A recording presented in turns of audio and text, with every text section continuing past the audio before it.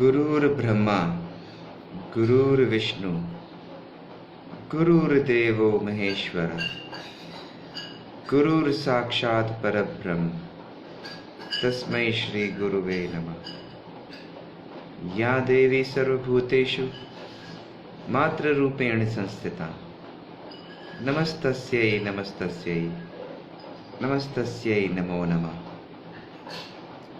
वक्रतुंड महाकाय सूर्यकोटि समप्रभा सर्वकार्येषु सर्वदा अनंत कोटि ब्रह्मांड नायक राजाधिराज योगीराज परब्रह्म श्री सच्चिदानंद सद्गुरु साईनाथ महाराज की। आज साईं महापारायण का 14वां एपिसोड और सभी इसमें आमंत्रित हैं। आप सभी को ओम साई राम। ओम साई राम जी। ओम साई राम भूपेश भाई। ओम साई राम। आज हमारे साथ हैं साईं सेवक परवीन मलिक जी, जो आज अपने जीवन गाथा के बारे में हमें अपने बारे में बताएंगे कि कहाँ शुरुआत हुई, आज ये कहाँ तक पहुंचे हैं, बाबा ने इनके जीवन में क्या क्या लीलाएं रची हैं, वो सब हम आज इनके साथ शेयर करेंगे, हम इनको सुनेंगे। और सबसे भी बड़ी बात जो हम बता दें आपको कि परवीन मलिक जी बहुत सुरीले सिंगर हैं। और परवीन मलिक जी, स्वागत है आपका आज के साईं महापारायणम के 14वें एपिसोड में। ओम साई राम सभी को। और मेरी आवाज ठीक आ रही है भूपेश भाई? हाँ जी भैया, बिल्कुल ठीक आ रही है। तो जैसे सभी कहते हैं कोई भी शुभ काम करना हो तो सबसे पहले गणेश जी को मनाते हैं। हम बाबा जी वाले जी हैं लेकिन गणेश को नहीं भूलेंगे। और जी जैसा जी कि आप इतना मधुर गाते हो प्रवीण भैया, तो जी दो जी लाइनें गणेश वंदना से शुरुआत करते हैं और उसके बाद इस कार्यक्रम को हम आगे बढ़ाते हैं। जी जी भूपेश भाई, ये गाना तो बहुत दूर की बात है। असल में जो बात सच है, मुझे गाना तो आता नहीं है। ये सब साईं की कृपा हुई है। मेरे मन की इच्छा थी बचपन से कि बाबा के भजन गाऊं, महारानी के भजन गाऊं, और ये सब साईं कृपा है। और गाना तो मेरी बहन शिल्पी गाती है मेरे साथ, जो प्रॉपर सीखी हुई है। तो हम तो क्लास में पीछे रह गए थे, सीखने पे छोड़ दिया था। पर बाबा की बड़ी कृपा रही। और बाबा सही में, मैंने सुना था कि गूंगे को भी गवा सकते हैं, तो वो मेरे साथ हुआ। तो इस बारे में भी बात करेंगे, बाबा ने चाहा तो आपने गणेश जी का कहा है, तो बिल्कुल गणपति आराधना से ही सनातन धर्म में कोई भी शुभ कार्य है वो गणपति जी की आराधना से किया जाता है। तो आइएगा, दो बिल्कुल लाइनें बिल्कुल। गणपति जी की आराधना की मैं गाऊंगा।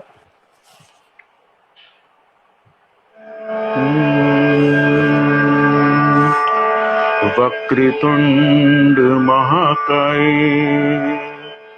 सूर्यकोटि संप्रभा निर्विघ्नं कुरु मे देवो सर्वकार्येषु सर्वदा। चिराग दिल में जलाओ, बहुत अंधेरा है, हमारे घर में भी आओ, बहुत अंधेरा है। जीने का सबब सीखा है साईं के फकीरों से, तकदीर झलकती है हाथों की लकीरों से। जय जय गणेश देवा, हम दर्शन को आए हैं। ऐ पार्वती के पुत्र सुनो, ऐ माँ गौरा के लाल सुनो, ऐ शिव शंभू के पुत्र सुनो, अरदास लाए हैं। जय जय गणेश देवा, हम दर्शन को आए हैं। ओम साई राम।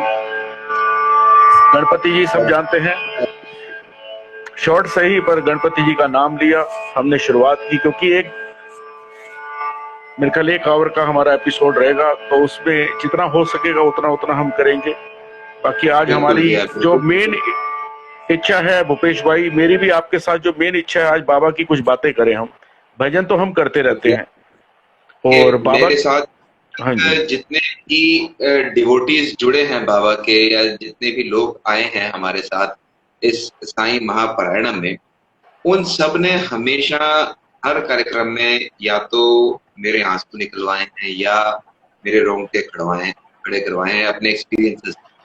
तो जी आज हम देखेंगे कि आज क्या होता है, क्योंकि इतने भगत हमारे साथ लाइव जुड़ते हैं, वो अपने कमेंट्स में अपने भाव प्रकट कर देते हैं।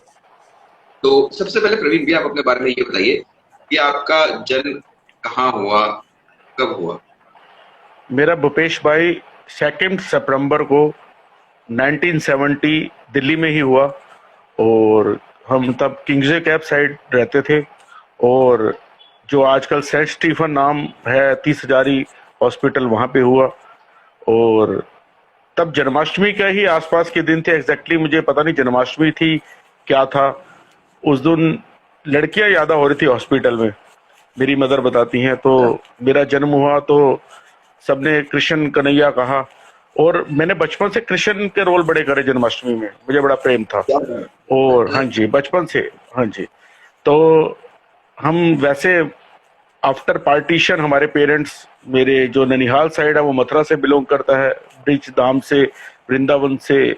और मेरे फादर साइड है वो अलवर से हैं। तो वैसे ही बिहारी जी से बड़ा प्रेम रहा है। और नगरी मथुरा की हो तो बिहारी जी की बात चले। तो बाकी मैं दिल्ली से ही हूँ, बेसिकली दिल्ली से ही मेरा बर्थ है। हाँ जी। अपना परिवार के बारे में थोड़ा सा बताइए कि आपका परिवार में मतलब आपको कैसे पले बड़े, क्या आपकी स्कूलिंग रही, कहाँ रही? भूपेश भाई, मेरी जो स्टार्टिंग तो मेरी किंग्सवे कैंप से ही हुई, मतलब स्कूलिंग की। फिर मैं मॉडल टाउन में भी पढ़ा, जहांगीरपुर भी पढ़ा, कुछ समय हम जहांगीरपुरी भी रहे, फादर क्योंकि एक क्या वक्त, करते थे? हाँ जी, मेरे फादर गवर्नमेंट जॉब में थे, डिफेंस में थे। और अच्छा। वो रिटायर्ड हैं आज, 75 एंड अबव हैं।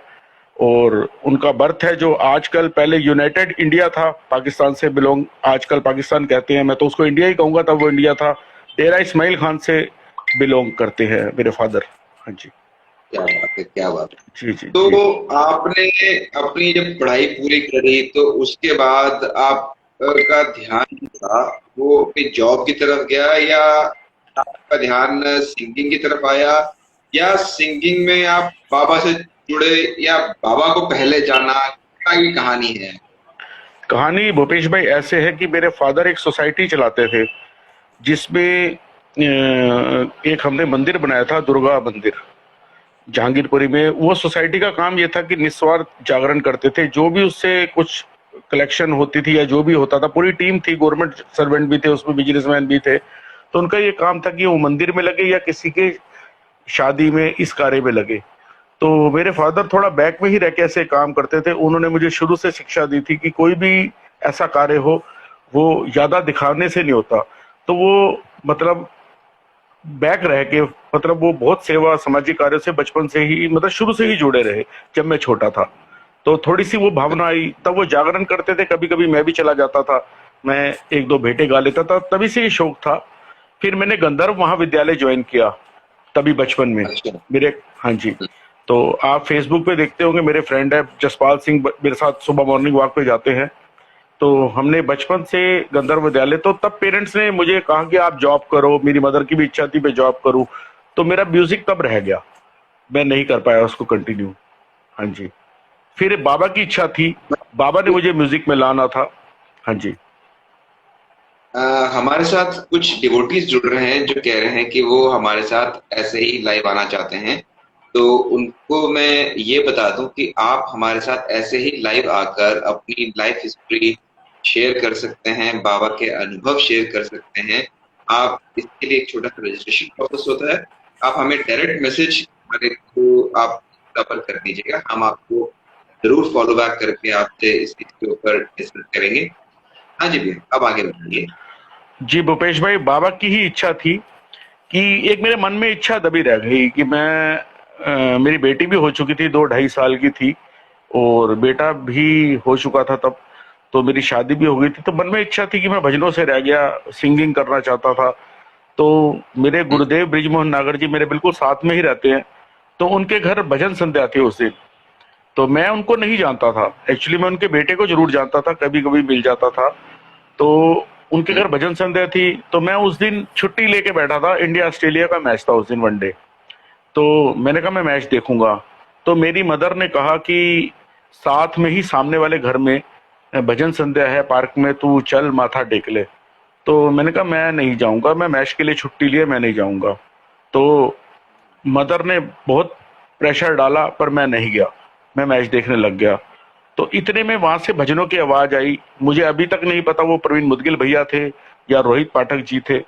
तो मैं मैच की मैंने वॉल्यूम थोड़ी कम करी, तो मैं सुनने चला गया। और सुनने गया तो मेरा मन ही नहीं किया वहां से आने का। मैं बैठा रहा 3 घंटे वहां, लगभग 2.5-3 घंटे। तो उसके बाद मैंने गुरुदेव श्री ब्रिजमोहन नागर को रिक्वेस्ट करी कि मैं आपके शरण में आना चाहता हूँ, मैं भजनों में आना चाहता हूँ।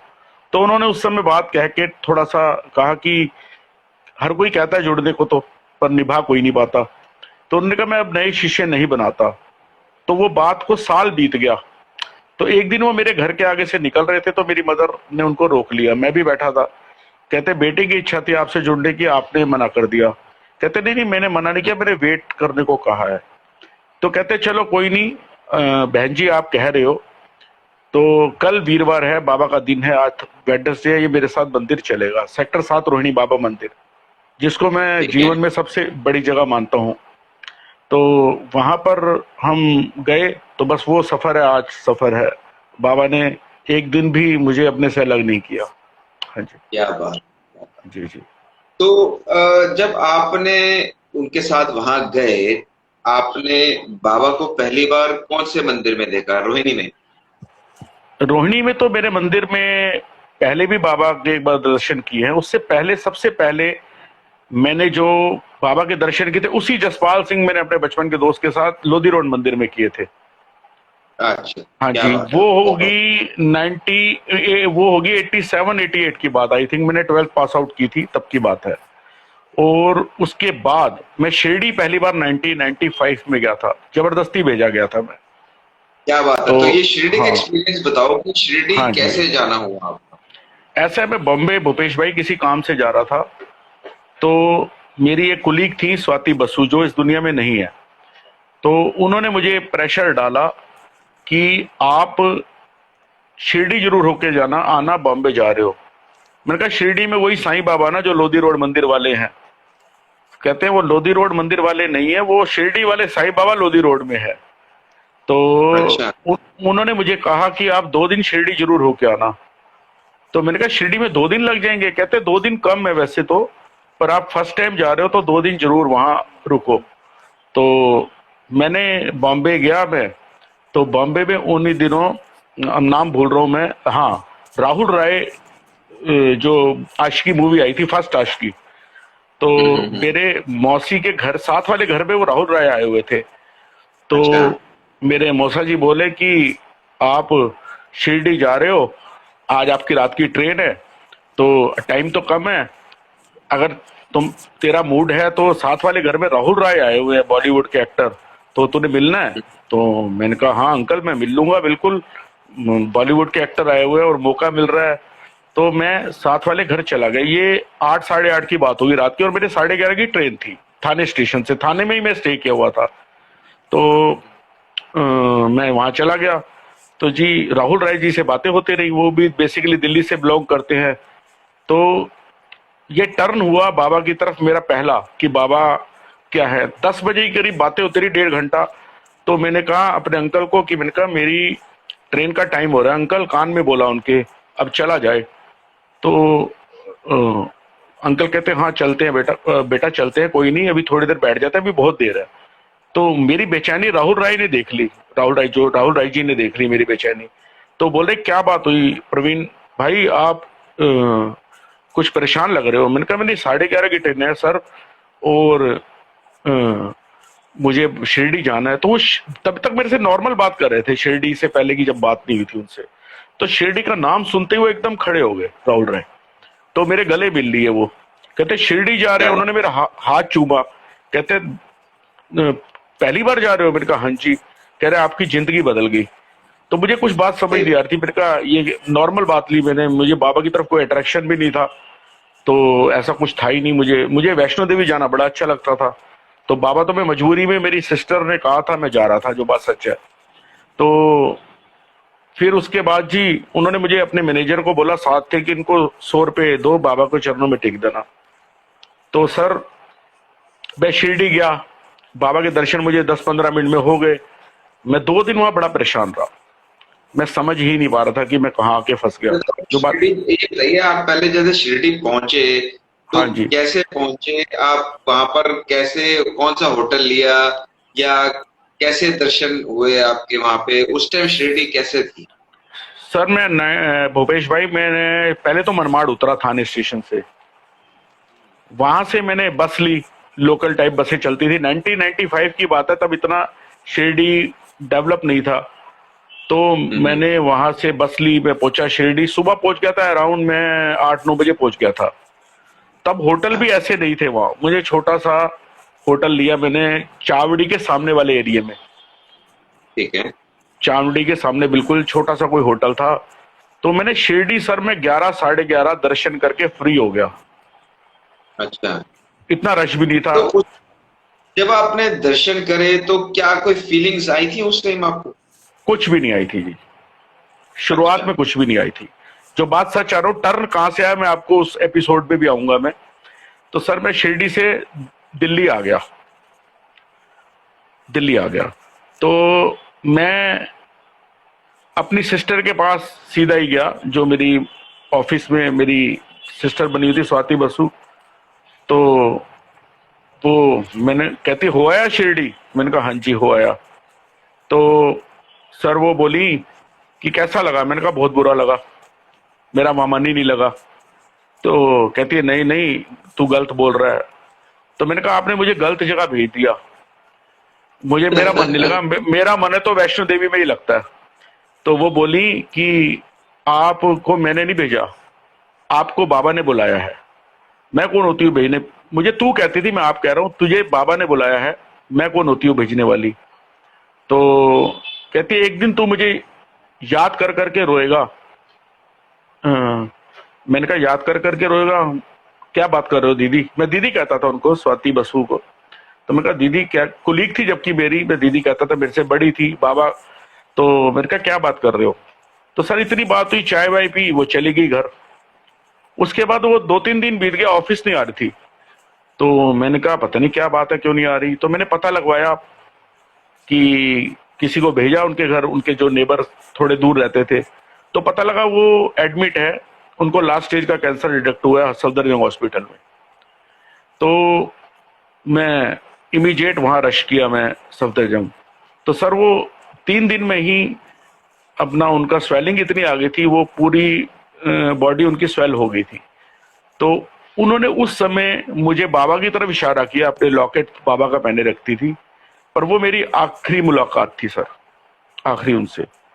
और मैं उस समय बाबा से, एक्चुअली मैं यही मेरी बाबा की इमेज गई कि वो बाबा के इतनी करीब थी। लगता है कुछ सिग्नल प्रॉब्लम हुई है भूपेश भाई। आ नहीं रहा है? नहीं, क्लियर आ बिल्कुल रहा ठीक है? है। हाँ जी। हाँ। तो बाबा से मुझे इतनी यादा होगी कि मैं फिर, बाबा से थोड़ी दूरी ही होगी मेरी, कि मैंने कहा वो बाबा के इतने करीब थे, उनको क्या मिला। तो फिर मैं, टाइम बीतता गया बीतता गया।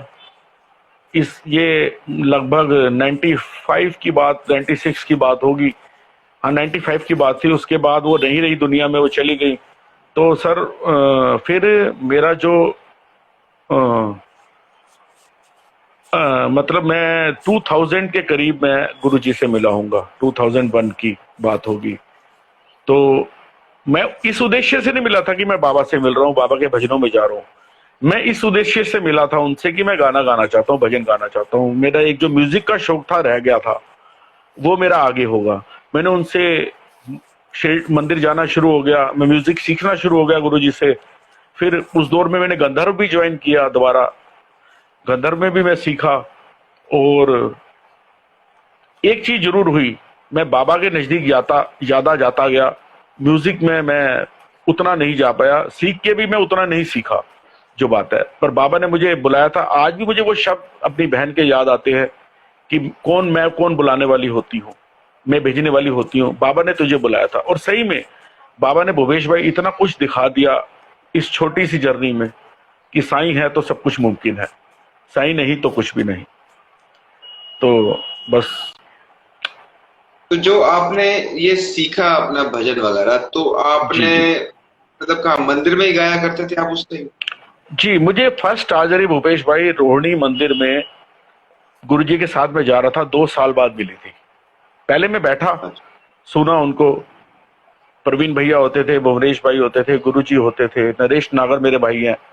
तो एक दिन मैंने नरेश से डिस्कस करा था अपने भाई से, मैंने कहा 2 साल हो गए मुझे हाजिरी नहीं मिली अभी तक। तो वो भी वेडनेसडे का दिन था, वो भी वेडनेसडे का दिन था। तो नरेश मेरे भाई गुरु भाई बोले कि तू कल गा रहा है तो भजन तैयार कर ले। मैंने कहा मैं भजन तैयार कर लूं, मुझे तो कोई तैयार ही नहीं है। तो भूपेश भाई वो अगले दिन, मैंने कहा गुरुजी ने तो अभी कहा ही नहीं, कहते वो मैं मना लूंगा। तो भूपेश भाई वहां मैंने रातों रात एक भजन देता शिरडी वाला, पहला मेरा भजन था, तो वो मैंने गाया।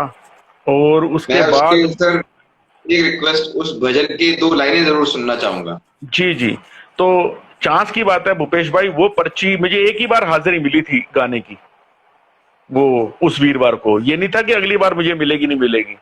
तो वो मुझे परमानेंट एक पर्ची पीछे से आ जाती थी हर बार गुरुजी को कि देता शिरडी वाला। तो वो हर वीरवार पर्ची आ जाती और मेरी हाजिरी लगनी शुरू होगी परमानेंट।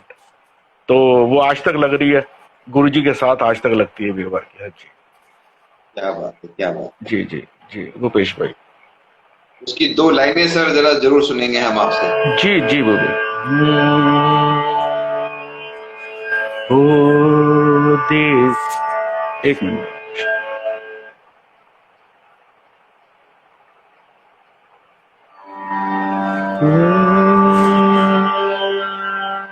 श्री सच्चिदानंद समस्त सद्गुरु साईनाथ महाराज की जय। देता शिरडी वाला साईं, शरणागत का साथ,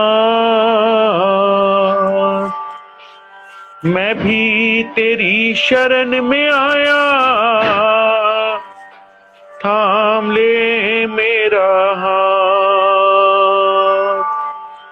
देता शिरडी वाला साईं, शरणागत का साथ। रो रही आंखें मेरी, हंसता जमाना है, मुश्किलों में घिर गया तेरा दीवाना है।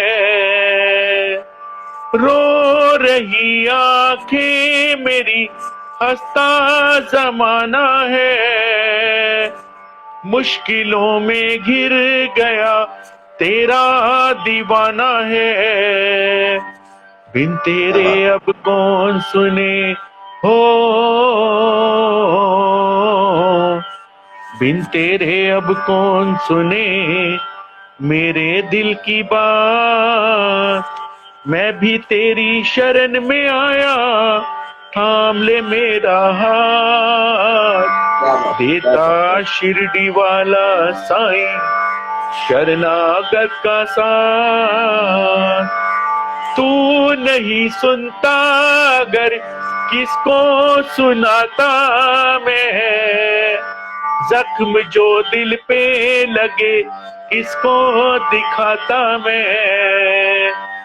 दर्द जमाने ने दिए हो, दर्द जमाने ने दिए और किए आघात। मैं भी तेरी शरण में आया, थाम ले मेरा हाथ। देता शिरडी वाला साईं शरणागत का साथ, देता शिरडी वाला शुक्र दातिया तेरा, शुक्र दातिया। जिंदगी रही है गुजर दातिया, शुक्र दातिया तेरा, शुक्र दातिया। अनंत कोटि ब्रह्मांड नायक राजाधिराज योगीराज परब्रह्म श्री सच्चिदानंद समस्त सद्गुरु साईनाथ महाराज की जय, साईनाथ महाराज की जय। जी भूपेश भाई, आपने जो सबसे पहले गणेश वंदना से शुरुआत करी थी वो आवाज में, और जब आपने ये गाया, मैं दावे से कह सकता हूँ कि उन दोनों में जमीन आसमान का अंतर नजर। देखो भूपेश भाई, असल बात है ये बाबा ने ही भजन मुझसे गवाया था और बाबा ही आज तक गवा रहे हैं। आप मानोगे नहीं, इस भजन को रिकॉर्ड होने में मेरे फर्स्ट रिकॉर्ड भजन से 8 साल लग गए, 8 से 9 साल। पहला मेरा भजन जो रिकॉर्ड हुआ, मैं चाहता इसको रिकॉर्ड कर रहा था, नहीं हो पाया। और मेरे भजन उससे पहले कम से कम 20 रिकॉर्ड हो गए, ये नहीं हो पा रहा था। और ये साईं की इच्छा थी, जब रिकॉर्ड हुआ तो पूरे मुझे मैं वर्ल्ड में कहीं भी नहीं जा पाया था। मेरी बड़ी इच्छा थी मैं इंडिया से बाहर जाऊं, पर मुझे वर्ल्ड की कोई ऐसी कंट्री नहीं थी जहां से फोन ना आया हो इस भजन के बारे में, देता शिरडी वाला। तो ये बाबा की इच्छा थी, बाबा करवाने वाले और बाबा ही करने वाले। भजन किसने लिखा था भूपेश भाई? ये ट्रेडिशनल भजन है, ये पहले 2 बार किसी ने गा चुका है। ये श्याम बाबा का भी एक भजन गाया है, पर जो ख्याति मिलनी थी बाबा ने मुझे दिलवानी थी ये। हाँ जी, ये मुझे नहीं पता किसने लिखा है, ये मुझे श्याम बाबा का भजन था एक, मैंने सुना था। और ये जेएमडी ने फिर इसकी परमिशन ली, रिकॉर्ड की, जेएमडी से ये म्यूजिक से आया भजन। हाँ जी, क्या बात है, क्या बात है। इसका एक वर्जन मैं हाँ जी, इसका एक वर्जन भी आया था, मैं दीनों में दीन हूँ, जो इससे पहले हुआ था रिलीज, वो हमारे मधुर शुक्ला जी ने लिखा था। हाँ जी। तो आपकी सिस्टर जो शिल्पी मदान जी हैं, मैंने देखा है आप लोग जब भी प्रोग्राम करने जाते हो तो आप दोनों हमेशा साथ होते हैं। जी जी। तो आप दोनों की जो ये जुगल जोड़ी है, ये पहली जोड़ी कब और कैसे बनी? भूपेश भाई, पहली बार मैं इनके यहाँ संध्या डन करने गया था, मैं नागालैंड पार्टी की, मैं उन्हीं का काम सारा देखता था। तो तभी मेरी शिल्पी से मुलाकात हुई, ये म्यूजिक सीख रही थी उन दिनों। तो इन्होंने प्रॉपर मतलब डॉक्टरेट की है म्यूजिक में, तो फिर ये सीखती रही। तो फिर मैंने, जब हमारे गुरुजी की आदेश हुआ प्रवीण भैया का, तो मैंने अलग शुरू किया गाना।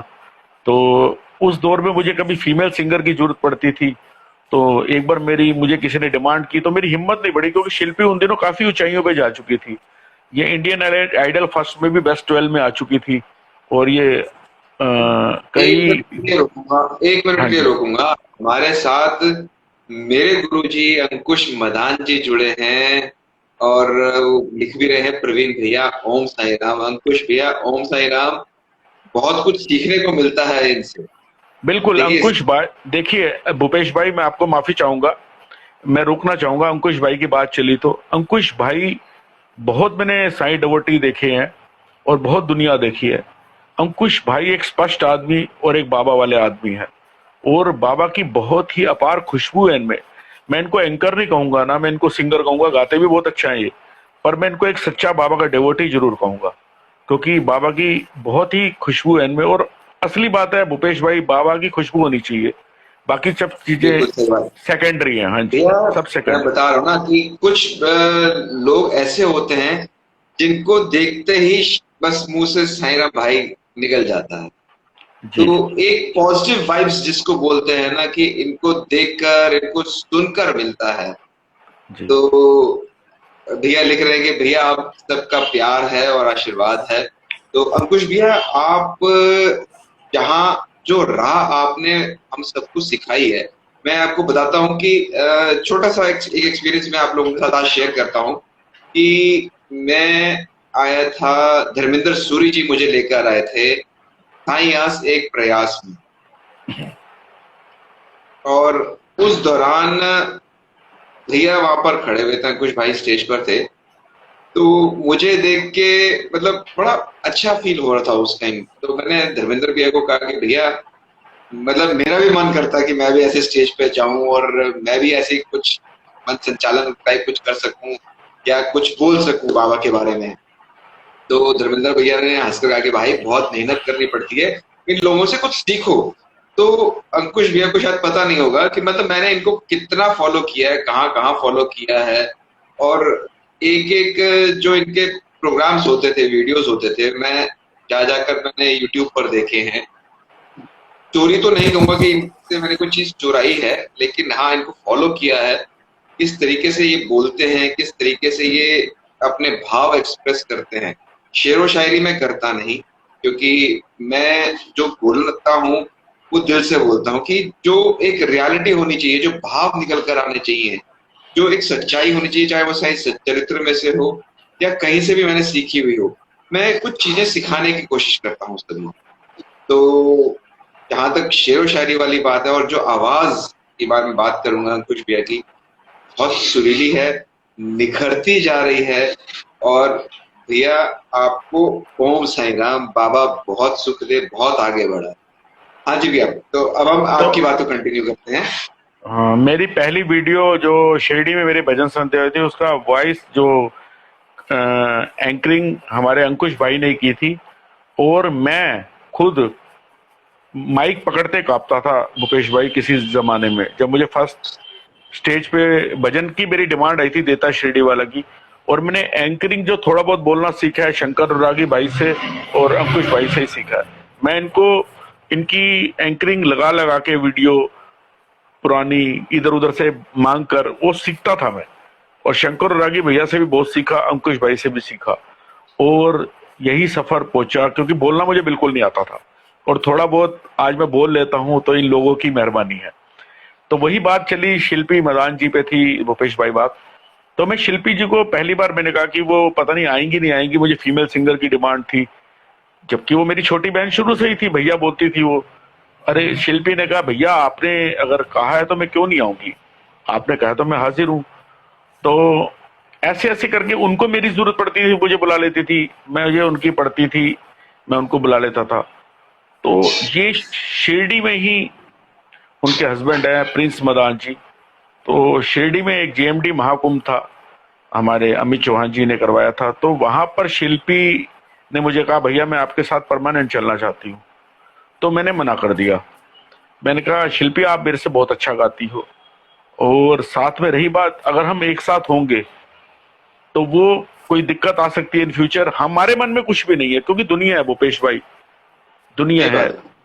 तो दुनिया वो मेरे से अच्छा गाती हैं, कई चीजें हैं उसमें। तो मैं चल ही रहा था उन दिनों, मेरी एक भजन हिट हुआ हुआ था देता शिरडी वाला। तो शिल्पी जी का वो हिट हुआ हुआ था उन दिनों भजन, एक कांधे पे झोली लटका के एक जोगी आया। तो मैंने कहा आपको भी मेरी जरूरत नहीं है, मुझे भी ऐसी कोई जरूरत नहीं है, तो हम इकट्ठे ही क्यों। तो कहती मुझे भैया मुझे आपके साथ चलना है। तो वो कम बोलती है, पर उस दिन वो थोड़ा ज्यादा बोली, शिरडी की बात है, शिरडी में।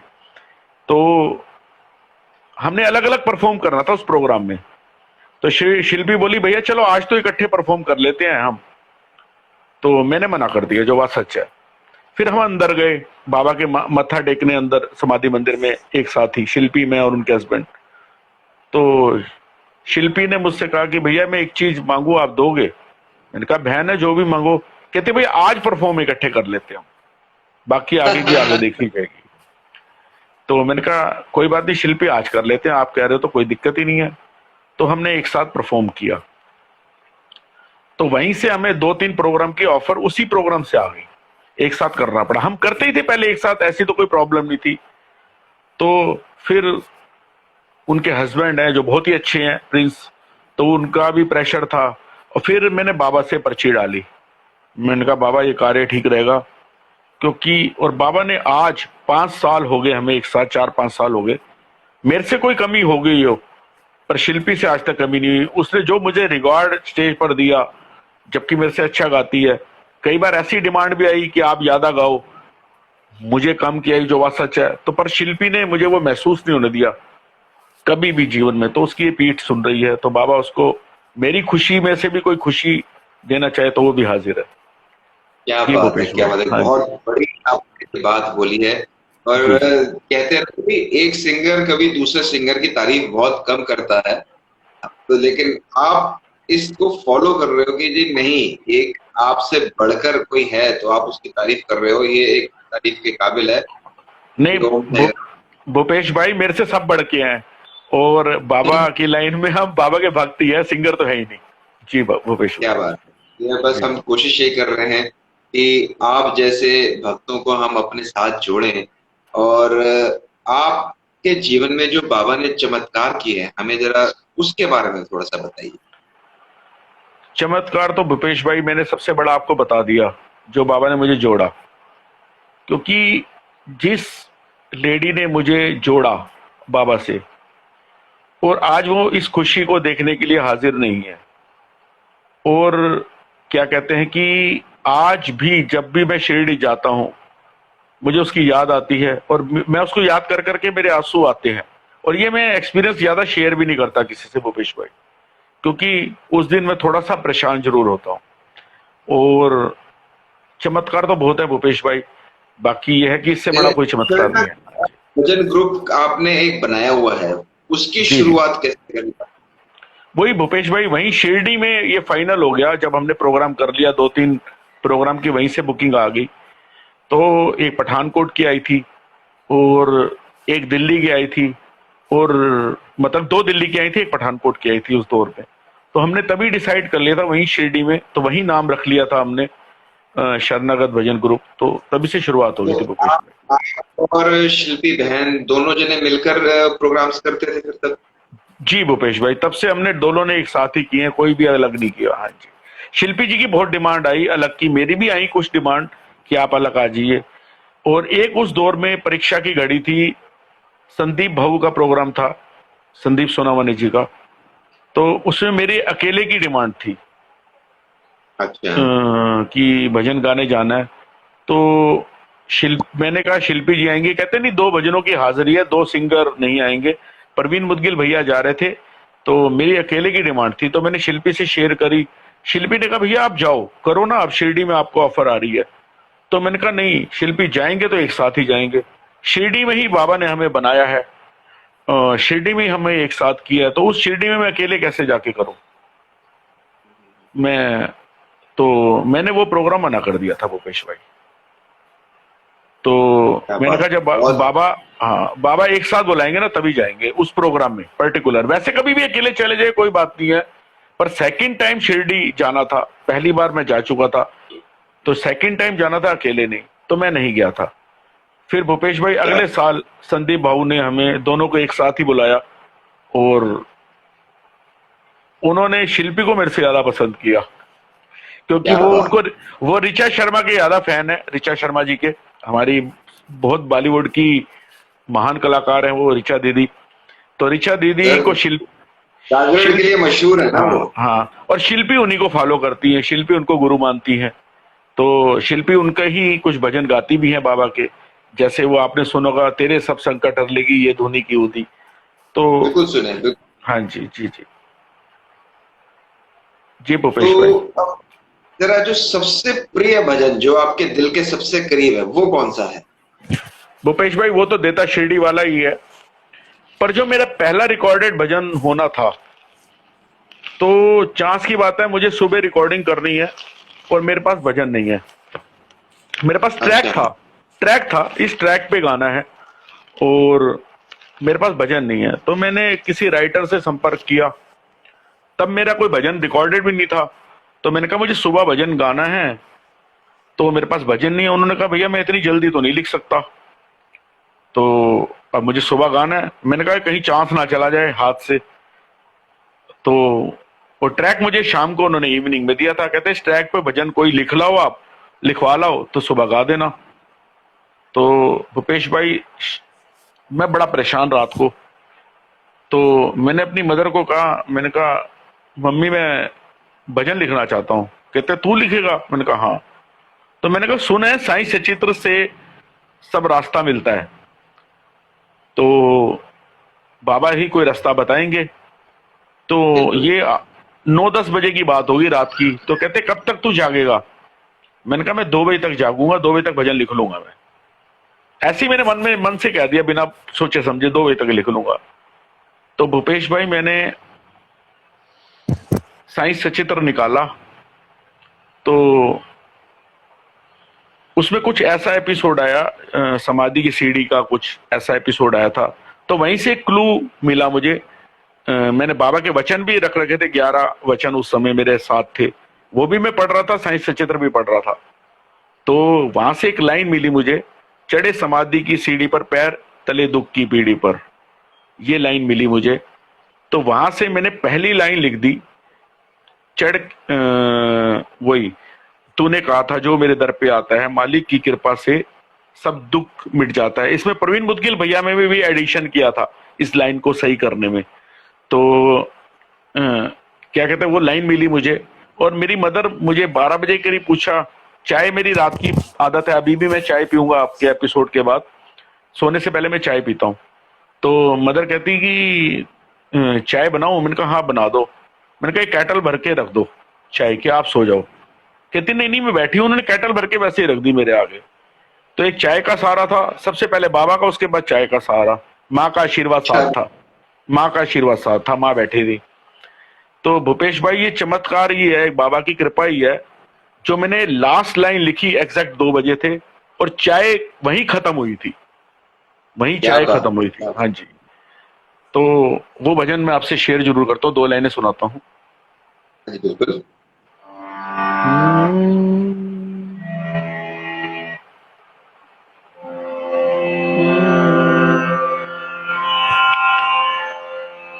तूने कहा था जो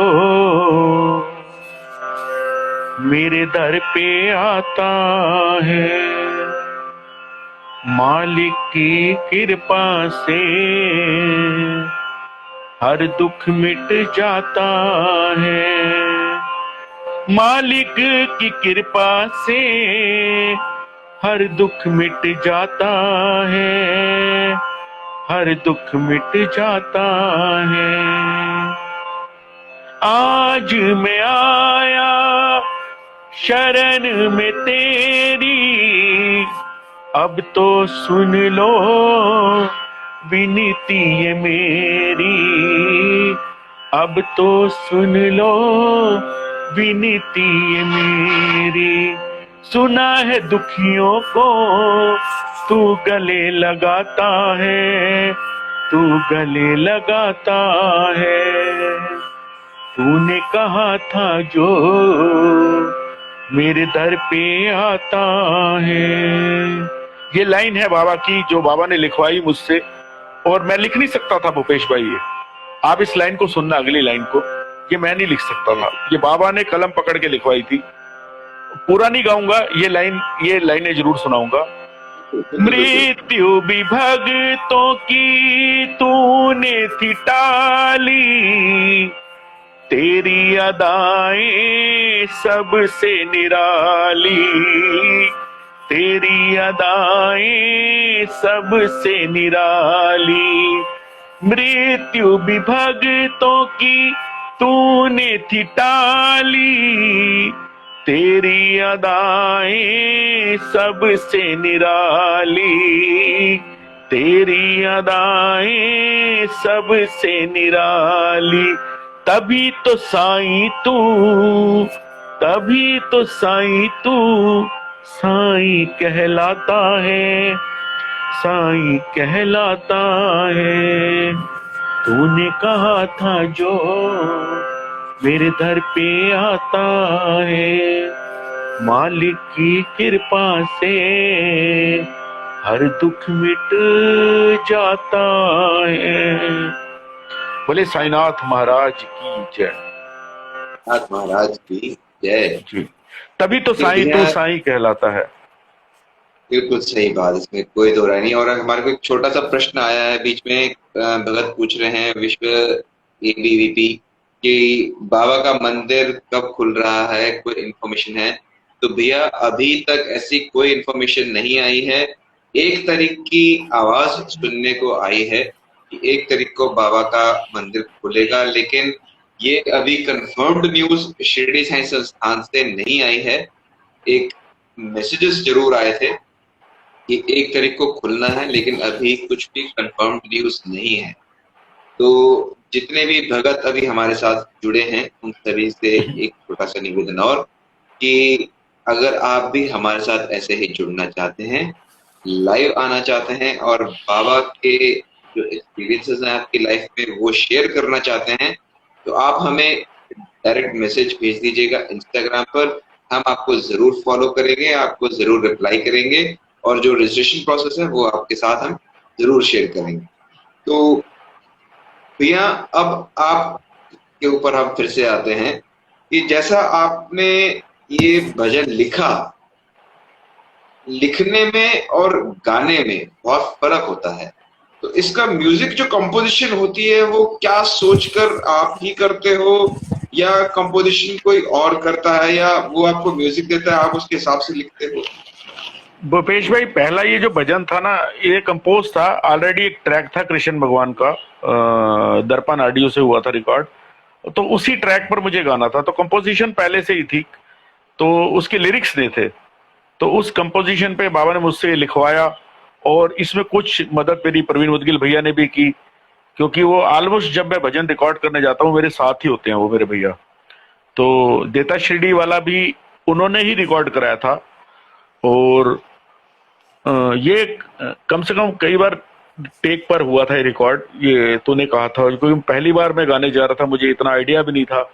और इसकी कुछ लिरिक्स में उन्होंने चेंजेस की थी, जैसे तभी तो साईं तू साईं कहलाता, ये उन्हीं के वर्ड थे, मैंने कुछ और लिखे थे। तो फिर ये फाइनल हुआ था। और देता शिरडी वाला मेरा एक टेक में रिकॉर्ड हुआ था भूपेश भाई, वो तो बाबा ने ही करवाया था, मेरा उसमें कुछ नहीं, जो कुछ है सब तेरा। तो वो एक ही टेक में हुआ था। हाँ जी। काश इस समय हमारे साथ शिल्पी बहन भी जुड़ी होती तो हम हाँ जी उनको भी सुनते, लेकिन कोई जी, बात नहीं, वो बाबा की जल्द इच्छा। जोड़ेंगे भूपेश भाई। हाँ जी।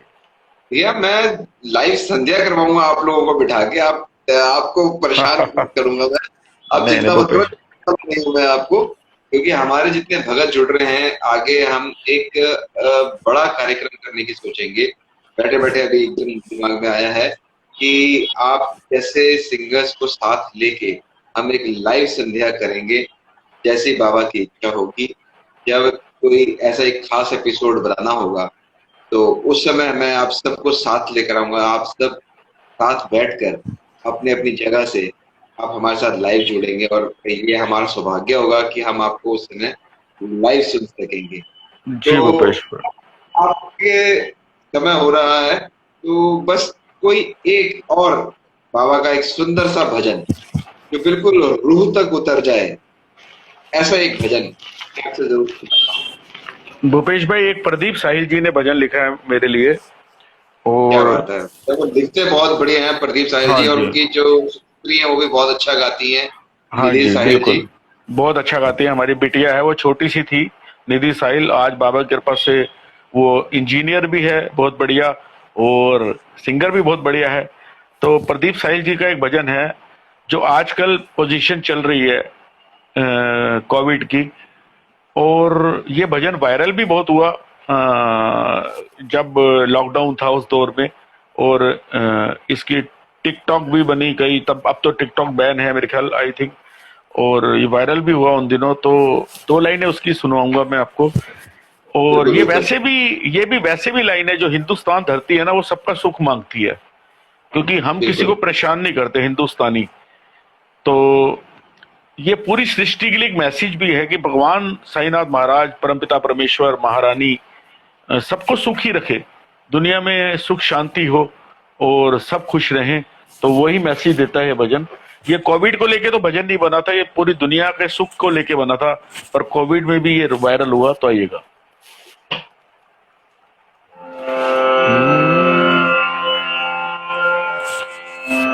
सुख चैन करार मिले सबको, अरदास यही है, साईं तेरा प्यार मिले सबको, अरदास यही है। सबके संकट हर लो बाबा, सब पे रहमत कर दो बाबा, सबके संकट हर लो बाबा, सब पे रहमत कर दो बाबा, जग में सत्कार मिले सबको, अरदास यही है। साईं तेरा प्यार मिले सबको, अरदास यही है। कहीं पे हो आंसू तो वो हंसी के खुशी के हो, सबके दिलों में जज्बे सबकी भली के हो, ऐसा संसार मिले सबको, अरदास यही है। साईं तेरा प्यार मिले सबको, अरदास यही है। साईं तेरे चरणों में सबका ठिकाना हो, सबकी भलाई चाहे किसी का बुरा ना हो, यही नेक विचार मिले सबको, अरदास यही है। साईं तेरा प्यार मिले सबको, अरदास यही है। सुख चैन करार मिले सबको, अरदास यही है। साईं तेरा प्यार मिले सबको, अरदास यही है। बोलिए साईनाथ महाराज की जय जी। तो यही अरदास है। आज हाँ जी, बहुत अच्छा लगा तो इंडिया पे सुन के, मतलब जी एक भाव से आपके अंदर से जो लिरिक्स हैं, जो शब्द हैं, जो बोल हैं, वो निकल रहे हैं और सुकून मिला है आज सुनकर। मुझे उम्मीद है जितने भगत हमारे साथ लाइव जुड़े हुए हैं या जो इसको बाद में सुनेंगे वो इसको महसूस करेंगे कि जो बोल आपने बोले हैं, जो आपने भाव से गाया है, बहुत सुंदर गाया भूपेश भाई, मैं 2 लाइनें बोलना चाहूंगा, है। क्योंकि एक मेरे जानकार है, मेरा भाई है पंकज नैयर, साईं भक्त बाबा का भाई है, और आज भी हर स्थिति में हर पोजीशन में मेरे साथ खड़ा है।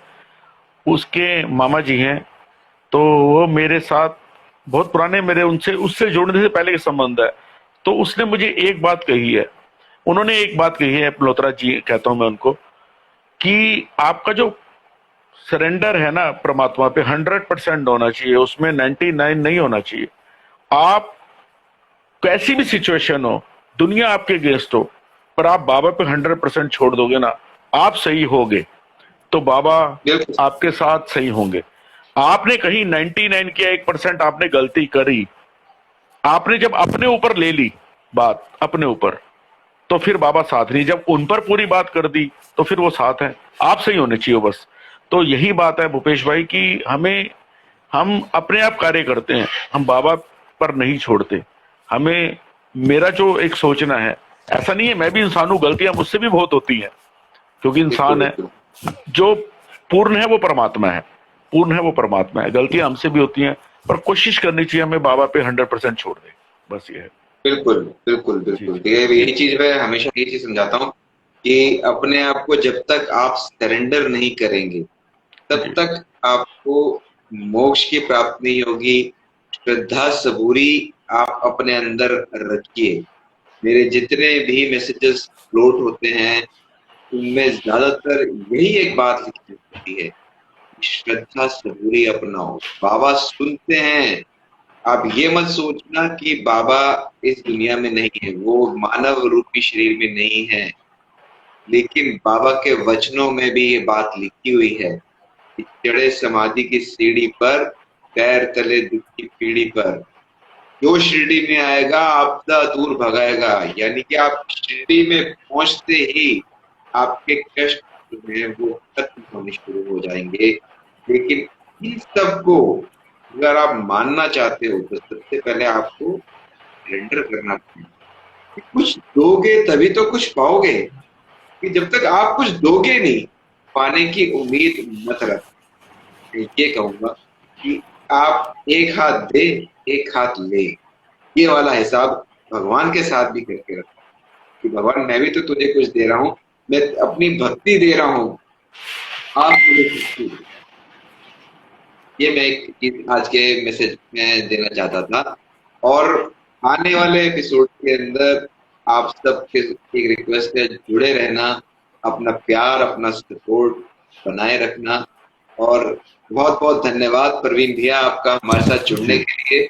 और जी हम दोनों से अगर इस लाइव सेशन के दौरान कोई गलती हुई हो, कुछ गलत बोल दिया हो, तो हम हाथ जोड़कर क्षमा चाहते हैं। भूपेश भाई, मैं भी सबसे कहना चाहता हूँ इस सोशल मीडिया के माध्यम से कि जाने अनजाने, देखिए हम इंसान हैं, हमसे भी कोई गलती हो तो हमें क्षमा करिएगा, क्योंकि इंसान है, गलतियां होती रहती हैं। और बिल्कुल। मैं तो पंजाबी में एक कहावत है, फल नीवे दरख्तानू लग दे। तो जीवन में एक ही है, ऊपर वो साईं है। और जो बिल्कुल। हम अपनी गलती की अगर क्षमा मान ले, आपसे तो कोई गलती नहीं हो भूपेश भाई, अगर मेरे से कोई गलती होगी तो मैं क्षमा चाहता हूँ। और बिल्कुल। आप तो बाबा वाले हैं, और मैं आपसे जुड़ना खुद चाहता था, ये बाबा, क्योंकि पारुल का नाम जरूर लेना चाहूंगा, पारुल तनेजा, उसने आपके बारे में मुझसे डिस्कस किया हुआ था। तो आज मैं सौभाग्यशाली समझता हूं अपनी उस बहन के माध्यम से आपसे जुड़ा। और आज बाबा, वो भी बाबा के माध्यम से, बाबा वाली बच्ची है। तो आज मैं आपके साथ लाइव सेशन में बहुत हूँ। बढ़िया। और लाइव सेशन नहीं, वैसे भी हम मुलाकात करते रहेंगे भूपेश भाई, ताकि बाबा वाली बातें और होती रहे हमारी आपस में। जी क्या बात है, बहुत बहुत धन्यवाद आपका। जी जी। ओम और साई राम। आपने मुझे समझा, ये मेरे लिए एक बहुत बड़े गर्व की बात है, जबकि मैं इस लायक हूं नहीं। मैं एक बहुत छोटा सा साईं भक्त हूँ, जो आप लोगों को अपने से जोड़ रहा हूँ ताकि मैं आप लोगों से कुछ सीख सकूं। और बहुत सुंदर परिवार मुझे बाबा ने दिया है, और इस परिवार को मैं और आगे बढ़ा रहा हूँ। हमारे साथ हमारा पूरा कार्यक्रम जो है, एक मोनिका बहन देख रही हैं। आने वाले दो एक एपिसोड्स में 28 तारीख को हम इस बहन को साथ लेकर आएंगे। इस समय क्वारंटाइन है और कोरोना से लड़ रही हैं। मैं बाबा से प्रार्थना करूंगा कि इनके घर में बाबा जो है विराजमान हो, और इस बीमारी को इनके घर से दूर भगाएं। और रेखा सोनी जी भी हमारी जुड़ी हुई हैं होशंगाबाद से, पूरा कार्यक्रम देखती हैं। बहुत बहुत धन्यवाद आपका। और आप सभी को हमारी तरफ से साई महापारायण के 14 एपिसोड में जो आपने हमें पूरा देखा, आपका बहुत बहुत धन्यवाद। ओम साई राम। ओम साई राम। ओम साई राम। ओम साई राम।